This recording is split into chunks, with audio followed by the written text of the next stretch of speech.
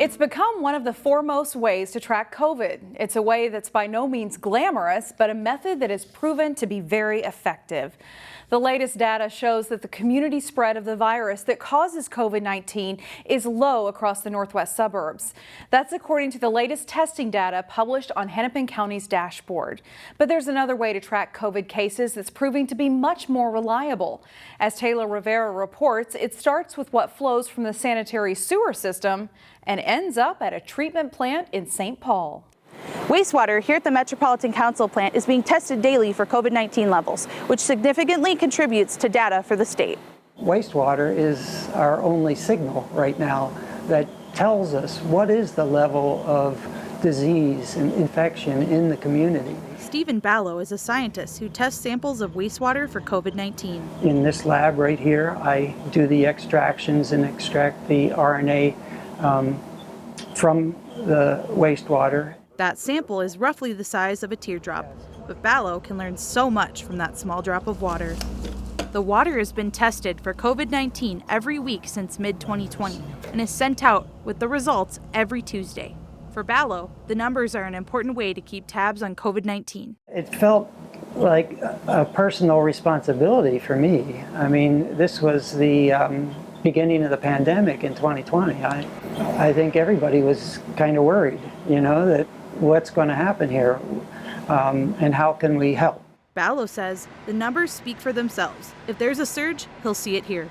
We can't tell if there's a surge in Brooklyn Park.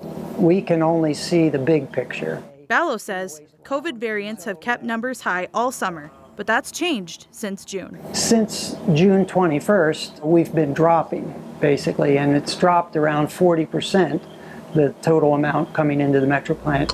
There's potential in using this process to test for other pathogens in the future. You can use wastewater to track influenza and RSV and other viruses that are here and are rising right now, but we just aren't doing that at this point. The technology is already here, but Ballo and the Met Council are waiting for direction from the Department of Health before expanding testing options.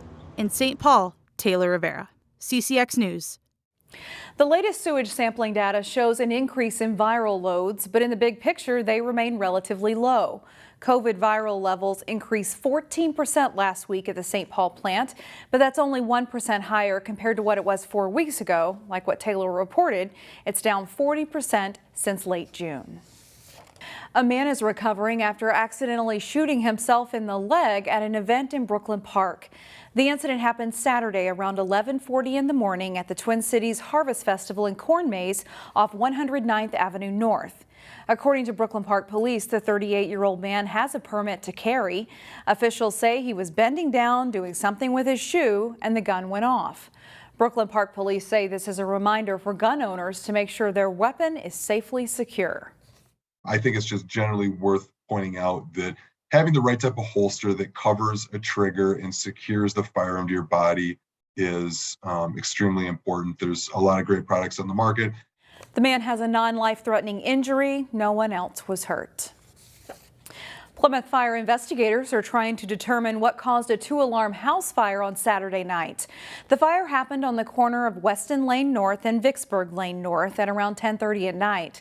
When crews arrived on the scene, flames and smoke could be seen shooting out of the backside of the house. 7 different agencies from neighboring departments helped put out the flames. Fire crews used a high-tech tool to douse the fire.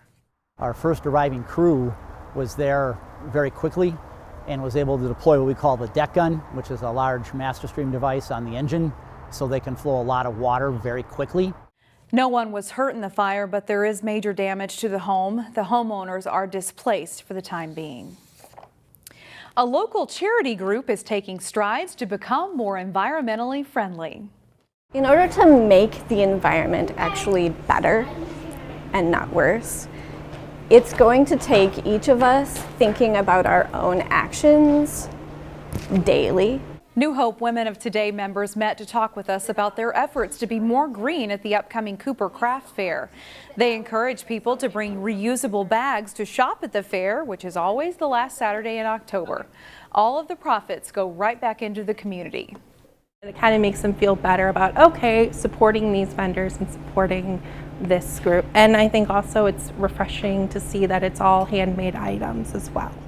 There are more than 140 vendors that will be part of the Cooper Craft Fair, which takes place Saturday, October 29th from 9 until 3 at Cooper High School. When you think of a monster, what do you think about? A current show at the Maple Grove Arts Center shows monsters in all different shapes and sizes. It can just be whatever moves you at the time, whatever you think of as a monster, or whatever is going on in your life at that time. It's like a glimpse into that, and it's amazing what you come up with. There are 13 artists featured in the show at the Maple Grove Arts Center that's currently on display. Gallery director Terry Iverson says there's no limitations as to what's considered a monster. They can be scary or sweet and displayed on a variety of mediums. This is a pumpkin from the inside, from the perspective of a mouse. How interesting that could be. And it makes people think in different forms and different ways. The Monster Show at the Maple Grove Arts Center runs through Sunday, November 6th. We'll leave you now with more from the show.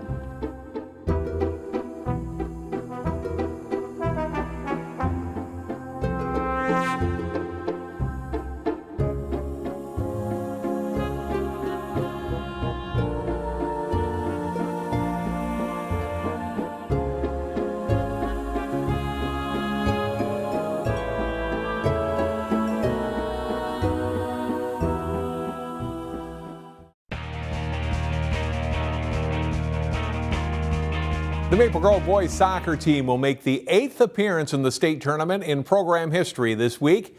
Here's Jay Wilcox with more on the Crimson. It's state tournament time for the Maple Grove boys soccer team. Getting there wasn't easy. The Section 5 3A championship game was a tight 1-0 win over a good Champlain Park squad. Yeah, it was a lot of fun. First time for me ever making section finals or state, so it was a lot of fun. Great team spirit, and we had a great time winning and stuff, so yeah. We knew that they'd really want it, and obviously we really wanted it too. But yeah, the boys stuck to the game plan, did what we asked, and credit to Champlain, they fought us to the last whistle. But at the end of the day, our boys hung together, and that's kind of our message to them. If something goes wrong, it's a long game, 80 minutes, could be 90 minutes, and we think they did that and played as a group, and I think that's what helped us. Maple Grove enters the tournament with a 17-1 record. There's a lot to like about the season for a team that had some holes to fill from last season's outstanding club. Really happy with how we've done. We've really come together as a team, worked hard for each other, made sure that this season is a good one. We've had good seasons in the past, and we just wanted to make sure that we kept it going. Yeah, I feel like we did lose a lot of seniors last year, but this group, we still have Chris, and we still have Carter and Aaron and all those guys up front, and we've really picked it up on defense in the midfield, and we've really come together as a team this year, and we bonded well, and we've really played well together, and that's kind of helped us win our games and just go this far. While they are confident in their chances in the tournament, the Maple Grove guys know that there are a lot of top-notch teams in the bracket, and they can't take anything for granted. It doesn't really matter what team we play. We know that it's going to be a tough game. Every team here had to go through all their section, and they can make it. So we know every team is going to be hard. They're going to have their own things that make it harder to play against one team compared to another. But if you're getting there, it doesn't really matter what you do during the year. If you get hot in October and put things together, it's anybody alive at this time of year is going to be tough to play. So get set for what should be a wide open Class 3A boys tournament. Jay Wilcox, CCX Sports. Maple Grove is the number 2 seed for the Class 3A tournament. They meet Rochester Mayo on Tuesday at 7:30 p.m. at Farmington High School. The prep football playoffs begin this week. As Jay Wilcox reports, Park Center has built momentum heading into the postseason. They're coming on at the right time. They started 1-2, but the Park Center football team closed the regular season with 3 straight wins to improve to 5-3 heading into the playoffs. I'm pretty proud of us because we started off a little shaky, but we're starting to pick it up now.